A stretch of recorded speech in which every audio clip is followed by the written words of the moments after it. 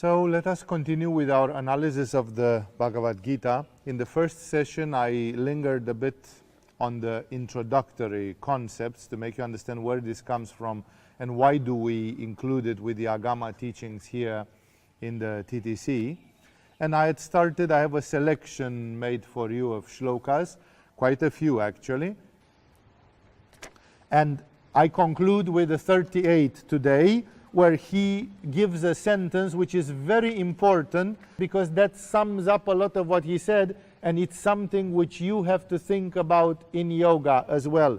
He says, having made pleasure and pain, gain and loss, victory and defeat the same, teach yoga, do your dharma, do what you have to do for the sake of teaching, for the sake of yoga, for the sake of itself. Thus you shall not incur sin. That means this is how you do not accumulate negative karma. Teach yoga, being equal to pleasure and pain, victory or defeat, gain or loss. What if you are going to teach yoga and you say, I'm going and do that workshop and I don't gain anything? It's like it barely covers my airplane ticket and this. Do it anyway, says Krishna. Don't think about the gain and loss. Do it because you are teaching something good which is benefiting people. You have to, when you do teaching of yoga, yoga is not only meant to be a profitable business. When I opened this school here in Thailand, I didn't know if we will be allowed to abide under Thai law. In my first one day of teaching yoga here in March or April 2003, I had one pupil, a German lady in her 50s. That was all that there was there. No? So it's like, it's very easy to get discouraged. I did not come here for victory. I did not come here for gain. I did not come here for pleasure. I was burning to teach yoga. I was burning to tell my truth to whoever wants to listen to it. And the others are very welcome to go to Hatrin and get drunk the whole night. No, it's like everybody chooses what they want to do with their lives. Therefore, that's the philosophy. Having made pleasure and pain, gain and loss, victory and defeat the same. Very often my mind said, and what if it won't work? It won't work, all it will work, it doesn't matter. Am I doing the right thing? Am I doing the thing that I'm believing in? That's the idea in Karma Yoga. In Karma Yoga, it's not for pleasure or pain. It's not for gain or loss. It's not for victory or defeat. It's about doing the right thing. I'm doing it anyhow. It doesn't stop me. I'm speaking my truth. No, because I believe in what I'm doing. I believe that I know this part of the truth, and other people who come to me, they deserve to know this part of the truth. Either it satisfies them or not.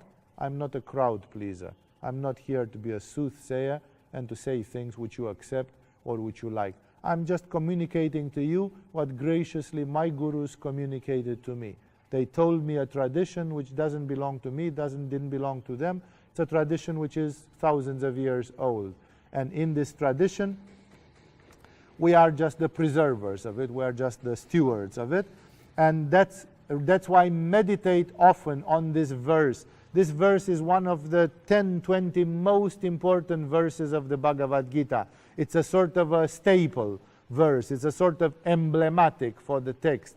Having made pleasure and pain, gain and loss, victory and defeat the same, engage thou in battle. Even if your battle is not an actual battle, your battle is teaching yoga. Engage thou in battle for the sake of the battle. Thus you shall not incur sin. You fulfill your dharma, and you are not accumulating negative karma. No? I sometimes taught with fever. No, we see many people, either teachers or pupils, they have a little bit, they have a sore throat, they have I don't know what, they feel a bit dizzy, they feel under the weather, they stop teaching. Why? Yoga says it's not about pleasure and pain. I have been teaching yoga when I had 40 degrees fever. I taught Tibetan yoga last year. I taught Tumo and other violent techniques of Tibetan yoga in the 35th day of a black fast. I haven't been eating for 35 days. Most people would barely drag their farts from here to there after 35 days. I was teaching not just yoga, violent yoga practices, pranayamas and mudras and so on, showing them to the whole class. No. Was it comfortable for me? No. It took some tax. It taxed me. I had to push myself to be able to do this. Then why the heck did I do it? Just to show my muscle that I'm macho and I want to demonstrate that I'm good even after 35 days? No. It's a principle. And the principle doesn't come from me. It's not about pleasure and pain or victory or defeat. You just go on the barricades. You go on the barricades and fight the battle. If any one of you is going to become a devout yoga teacher, your battle is to teach yoga.